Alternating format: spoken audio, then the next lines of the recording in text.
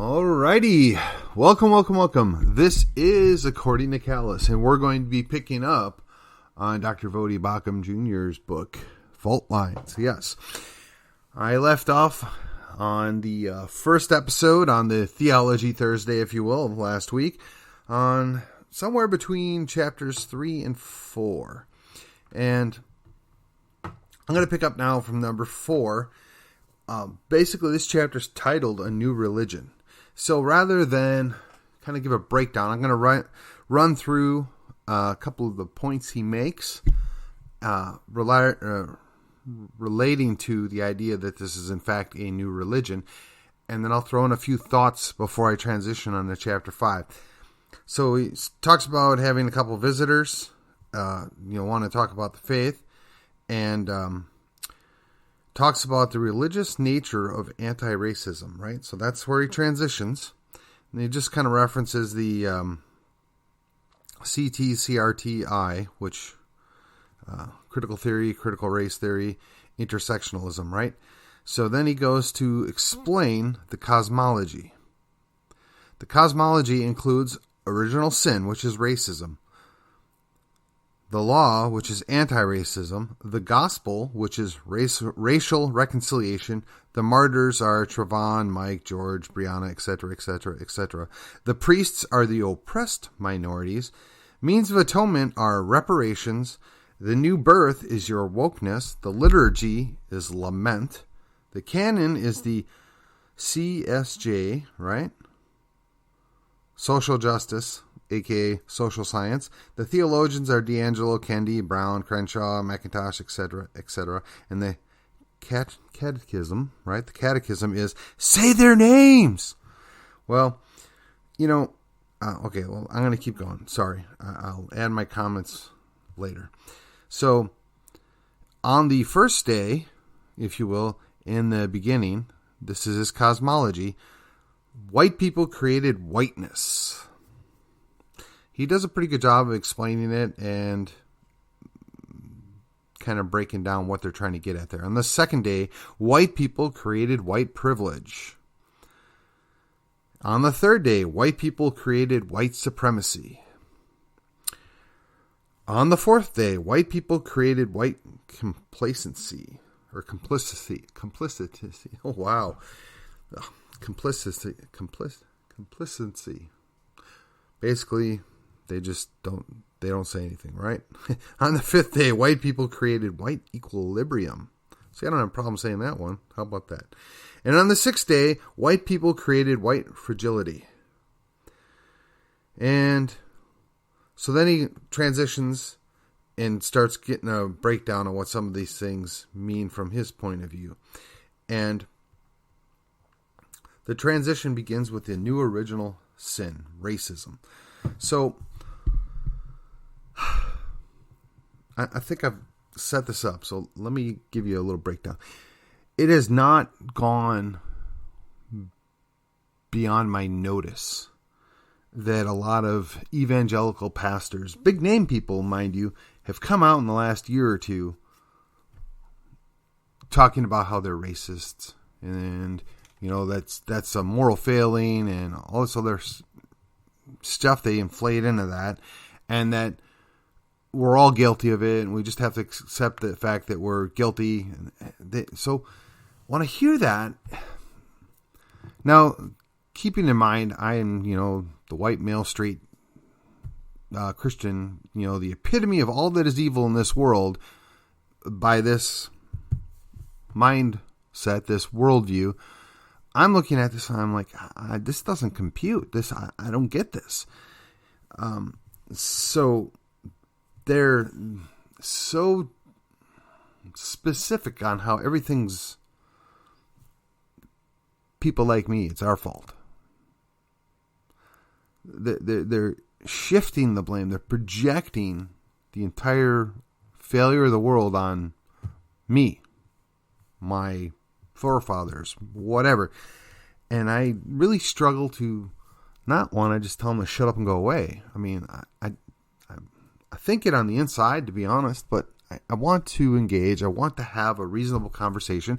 I want to hear the rationale I want to understand where folks that have this mindset are coming from, if for no other reason to engage and out of good Christian charity, have a conversation and see what we can do about it. But if you're going to postulate that my mere existence is the problem, I can't help you.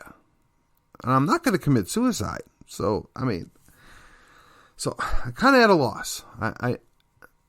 And they have an answer for everything in this new religion, if you will.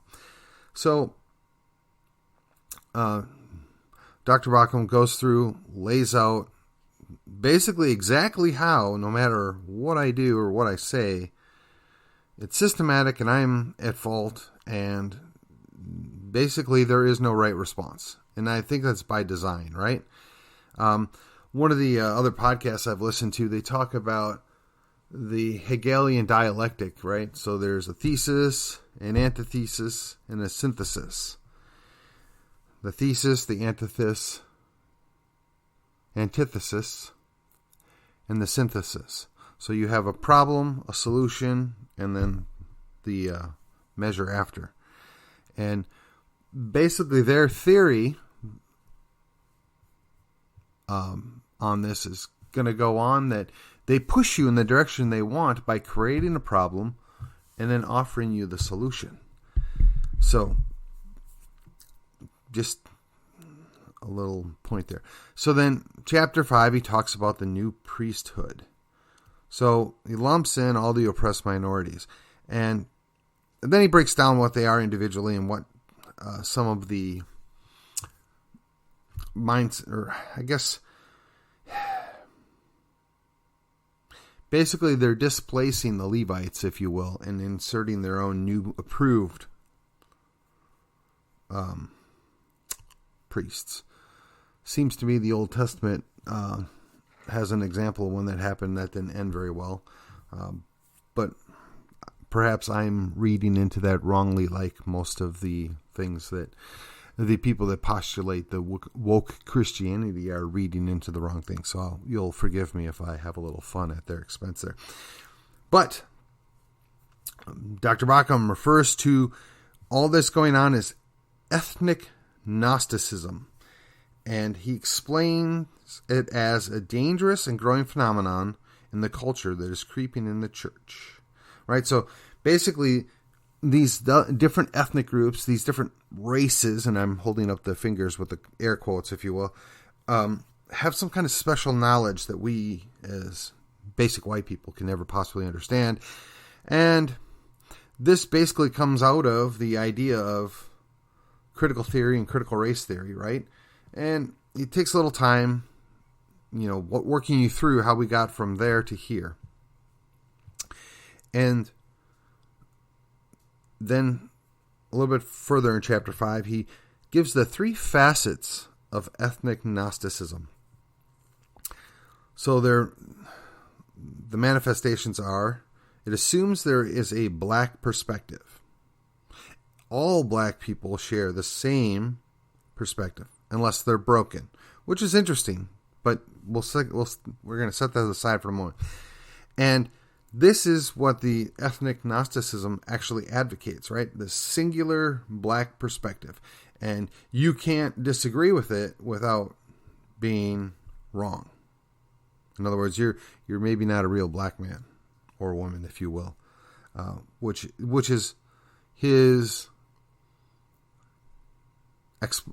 explanation, I guess, of how that works. I can see that all the time, right? Even in politics, there is the need to purify, cleanse, not allow certain conversations or certain opinions to be accepted within the realm of this is what a good Republican or a good Democrat, or in most instances, a good libertarian believe. You have to accept that. There's only one way. So, and then this is a pretty good aside here. So he's talking about in 2018, John MacArthur had a statement signed that was decrying social justice and arguing against the postmodern ideologies derived from intersectionality, radical feminism, and critical race theory. It condemned political or social activism as not being integral parts of the gospel or primary to the mission of the church. And this is a common sentiment among white evangelical leaders. Several black leaders who work in these spaces told me. Okay, so this is Dr. Bauckham talking.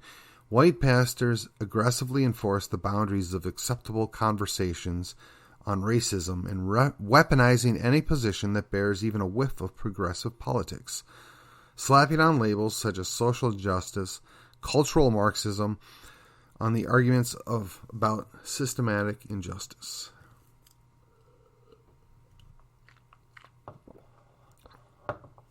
While the black leaders, predominantly white organizations, are careful to emphasize that caring about racism is a gospel issue.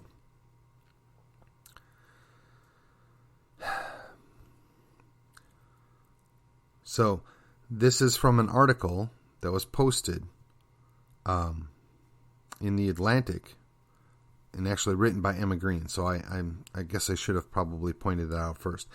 That this is her article, and then Dr. Baukham's like, I can put this in here to give context, because then he says several black leaders, including me, attended this conference, and Green doesn't mention that any of us were there.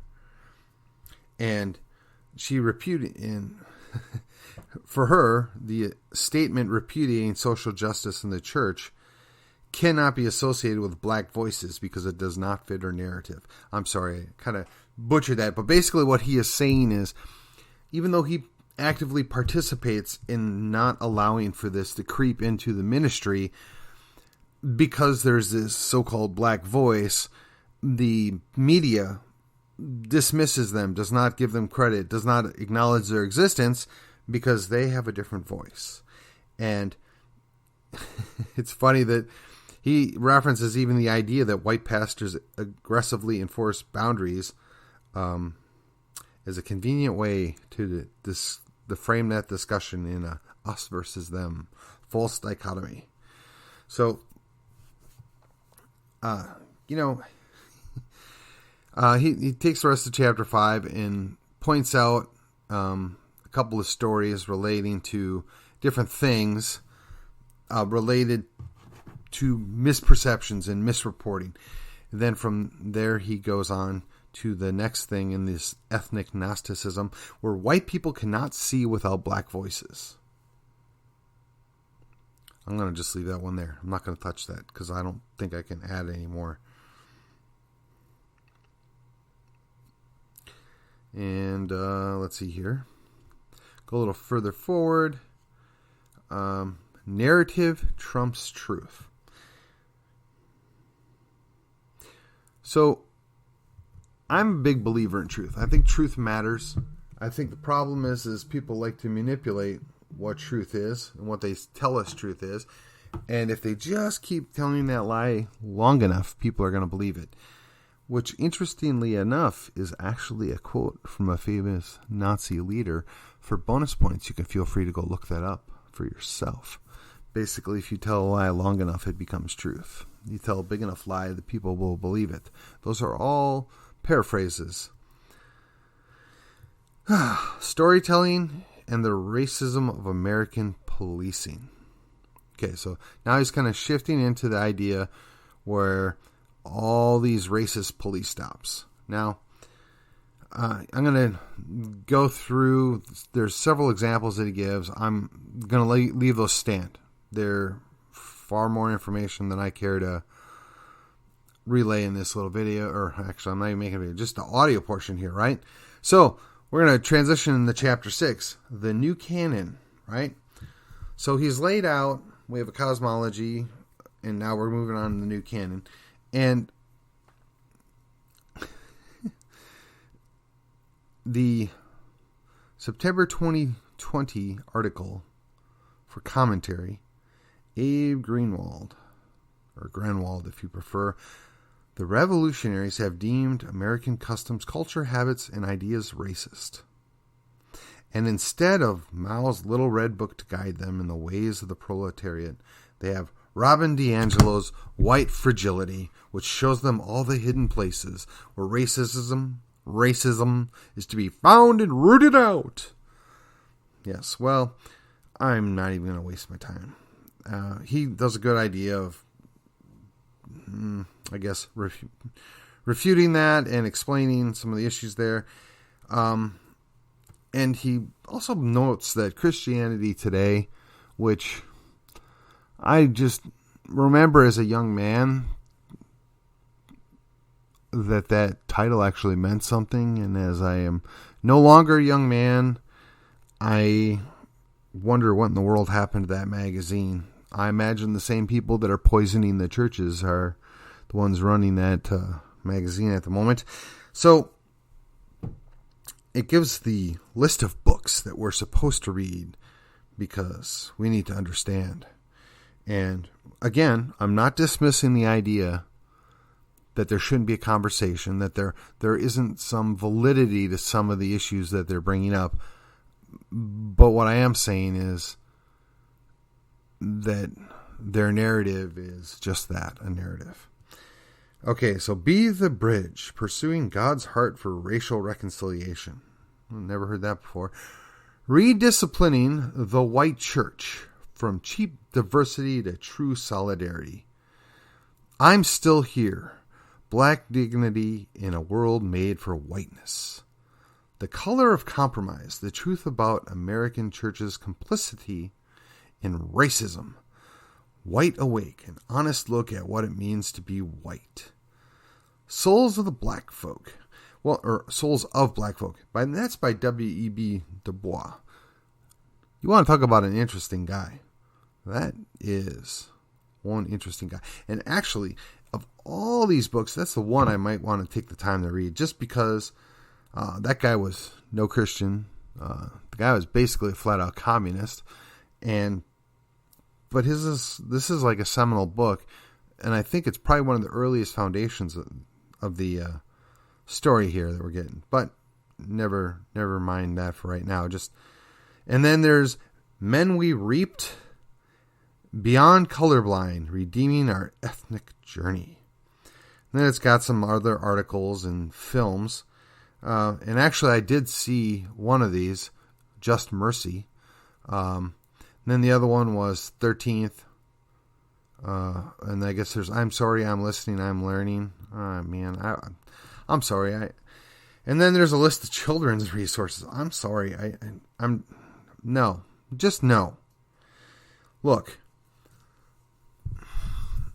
When I was a kid, all I ever heard about was we just want to be treated fair. And I mean, this is across the board from everybody, not just black folk, if you will, from the argument of this book, but just that we should treat everybody equal. Everybody should be on the even playing field. And that was what I was sold from the time I was born to probably about 10 years ago. And, I went along with it. I agree with it. My parents raised me that way. It was the whole idea of being colorblind, which I understand why some people would be frustrated with that. I do. But that's what I was told. The expectation was that was what I was told was the demand. And we've largely delivered on that. And when I say we, I just mean the country. I mean, Dr. Bauckham mentions his time in Africa. And of course, there's 40 some odd countries. There are 56. I don't remember off the top of my head. I'm sorry. But let's just say this. I know that there's a whole lot more countries and cultures in the continent of Africa, which is huge and has quite a bit of diversity of nationalities and cultures representing, that it's not one monolithic idea with one language. And I mean, I think the average American has challenges understanding that. So I just want to explain that because I don't remember the exact number of countries does not mean that I'm not aware that there's a whole lot going on over there. I mean, my one of my best friends has spent time in one of those countries serving the Lord. So he can speak to this better than I can, and his ministry was reconciliation with the members of Islam, and I supported his work, but I gotta admit I'm challenged. I don't know how successful ultimately that's going to be, but I know that that's not the ministry I'm called to, and he is, and I am happy to support him. And I think that he has far more experience in dealing with cultural conflict and people being mistreated than I will ever experience. And so I'm just going to leave that one alone. I'm just going to leave that right there and just tell you right now that just the titles of this are annoying and, quite frankly,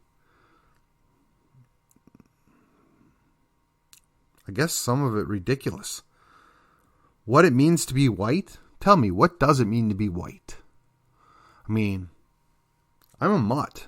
I mean, I'm the epitome of a mixed culture, mixed bloodline individual. I don't hail from any one country. I don't even know that I can define whiteness unless you mean European. But then even the Europeans are not all white. I mean, Spain was ruled by Moors for like 400 years until they kicked them back out. Parts of Yugoslavia, Romania, Bulgaria, Greece, they were under Turkish domination. And that doesn't even get into Sicily, which was under multiple rulers from North Africa, the Middle East, and not to mention the Franks and I think it's the Lombards. So Italy was overrun by multiple groups. So Southern Europe's a mishmash, and I mean even the Northern Europe. I mean, if you were strictly English, there's a very good chance that you might in fact be, I don't know, Anglo-Saxon, Pict, Dane,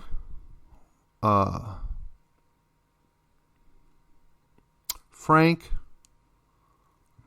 or Celtic. There's a half a dozen at least different people groups that rolled through England over time, not to mention even the Romans that were there.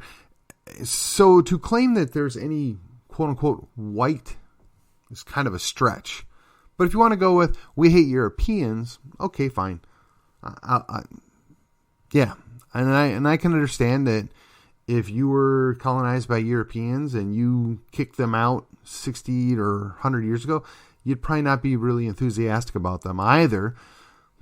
But then if you're in some of these countries where they were successfully kicked out, you might wonder why you haven't progressed further than where you're at. I mean, I'm sure you can blame it on your colonizers that were there. I mean, that's convenient. But, they brought transportation, railroads, electricity, plumbing, and all these things that they left you.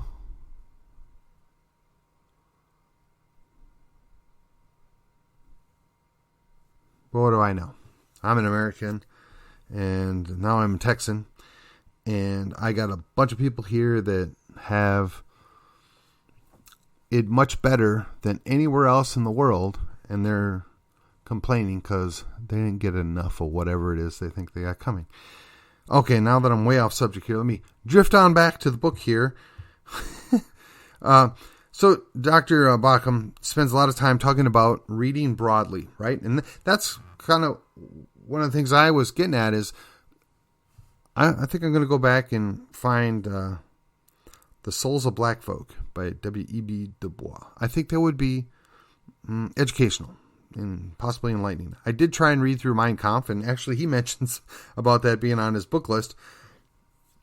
And I couldn't get through it. It was just, I don't know. And then he talks about Origin of Species, which would be Darwin, if you don't know. The autobiography of Malcolm X, which might be real interesting. I'll maybe add that to my list at some point too. And he's got a couple other books here, and talks about Greek mythology, Chronicles of Narnia, Lord of the Rings. It just talks about different books that give you different mindsets, different views. And I'm open to all of that, right? I do like books that reinforce or re-educate ideas that I already have, but I'm not afraid to have my ideas challenged. So that's kind of where he talks about that very much. And he said towards the back end of this chapter here, that today's critical theorists would accuse both Ellison and Dubois of internalized racism.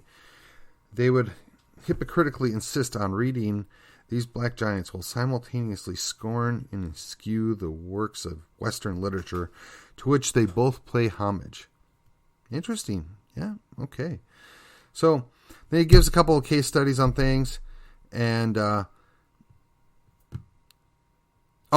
should pause here. And he says, before he gets in his case studies, he said, my objection to the Christianity Today list is not based on the grounds that I believe Christians should limit themselves to reading in an echo chamber. Agreed. That's awesome. On the contrary, I've read, watched, and listened to most of the resources on their list, and much more from the perspective they represent. Moreover, there is nothing on the list that I would consider verboten. Nevertheless, I see this list as yet another fault line. So, what he's saying is that to create this list, they're forcing a story, right? They're pushing that narrative that they're selling this on, and that's really what the issue is. So then he gives a couple of case studies, which we're going to skip that because I want you to buy this book. I want you to read it. I think it's very good, very educational, and well, one of the subtitles here is sufficing, or the sufficiency of Scripture in matters of race and justice. So, I guess I'm going to reread this intro here real quick. So, he's talking about how 5 years. Oh, I'm sorry. Here we go. He's quoting Paul Washer, talking about 5 years ago, I was amazed as I saw the young, restless, and reformed crowd at conferences, talking about their latest encounters with Spurgeon, Calvin, Kuyper, and Machen. And now they're talking about Christian Smith, Tisby, and D'Angelo. Basically, what he's saying is, we've gone from here to there, and just probably not a good thing. And they're basically saying that Scripture is not sufficient. It's we need more. We need to see beyond that. And I think that's really the concept that he's pushing back on the most. And that I'm hoping that's going to become even more blatantly clearer when I get a little further in the book. But that's really where I think he's getting at, is that all this other stuff, all this narrative, is undermining the sufficiency of Scripture. It's working against the gospel. It's working against what Scripture offers us. And we don't need sociology, psychology, and political science to answer our questions, whether they're on race or something else, but the Bible offers these answers. And some of them have to be extrapolated out, I think, is where he's going to go with this. But like I said, so he does mention the concept of anti-racism is inherently flawed. So this is, again, one of the little subtitles here. And then he says, what must we do to be anti-racist? In Christianity Today, their answer is nothing less than full-throated recitation of the ideology. I think ideology is probably not the term I would use. I would call it ideology, right? Not. I'm trying to be a little funny here. Of critical race theory. So that brings us close. He does talk about the black-white split and how pastors are judging each other, and that's, I guess, maybe a little more inside baseball than I want to pop in this podcast. Tons of footnotes at the end of this chapter here. Chapter 7, he's talking about the ground is moving, right? So he's talking about, so now these things are occurring, and what's being done about them. So one of the subtitles is a lack of clarity and charity. Agreed. Then he talks about the Dallas Statement, right? And he talks about how he was there for the Dallas Statement and how he was there with John MacArthur at the Dallas Statement. And he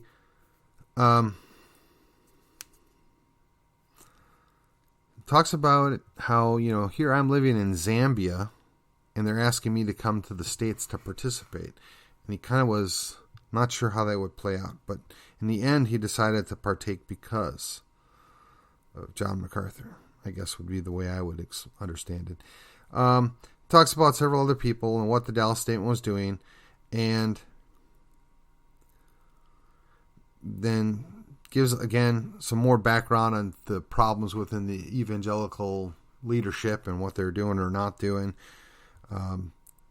Talks about how now the dissenters are being silenced, and gives a couple of asides and stories in that. And then he's talking, now he's kind of bringing it to right up where I'm leaving off here, the surviving the coming catastrophe.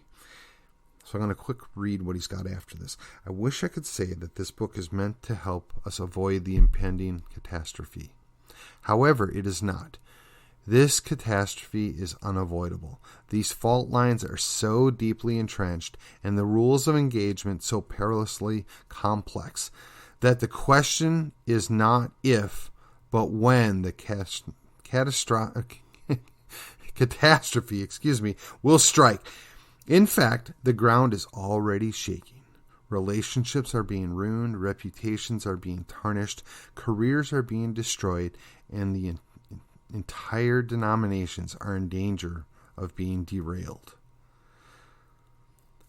But if we are to survive this catastrophe, we must understand it. We must understand what the fault lines are. We must know where they lie. Then he talks about what happened in the SBC and some of the shenanigans that went on there. He does talk about the Resolution 9 and the games they played to get that put in. And really that's bringing me to the end of chapter 7. So I'm about not quite 2/3 of the way through the book. I'm going to fire up on chapter 8 and probably finish this up this week. I will say that for the middle-aged white guy, a lot of this is enlightening, mostly because I really didn't take a lot of this stuff seriously. I think the knee-jerk conservative reaction is, just a bunch of punks. They're just a bunch of crybabies. They're just, they don't realize how good they've got it, right? That's the typical response, right or wrong. I hear a lot of that. And I'm hard pressed to fault myself for not going along or for going along with that, right? Because we see this all the time. It's a lot of complaining, a lot of millennial angst, whatever you want to call it. But perhaps it was not wise to dismiss this. Perhaps it was not wise to disregard the impact that this would have. Perhaps it would have been far wiser to engage and try and have some answers prior to getting to this point. Perhaps we'll learn something from this. To me, it's almost disturbing in how complete the progressive tentacles are in all branches of evangelicalism. And this is just one facet of their tentacles. And we're watching this be picked apart methodically and with very little effective response or defense. And the thing that worries me most is not that they'll win, because I know they won't. I know how this ends, but how many people will they take with them? How many people will drift away? How many people will ultimately choose to reject Christ because of a false gospel? Now, I could spend a lot of time in my politics. I can spend a lot of time trying to quote unquote fix things on the ground level. But the reality is, we raise our kids. We try and teach them the right things. We have grandkids that will follow at some point, and we want to be active and involved in raising them the right way. We want them to take our faith, but we want them to take our faith and make it their own and not just slam it in them till they can recite it, like a rote memorization, but they actually take it and make it part of their being. We send them off to Rome to be educated, and then we act surprised when they come back acting like Romans. And we wonder, what did we do wrong? We wonder, how do we fix this?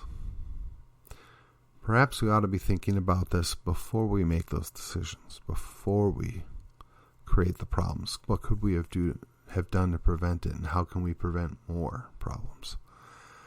Well, friends, this would be episode 2 of my Theology Thursday breakdown of Dr. Voddie Baucham's book. Thank you for joining me. I hope you've been inspired to go buy this book and read it. And until then, I will see you on the other side.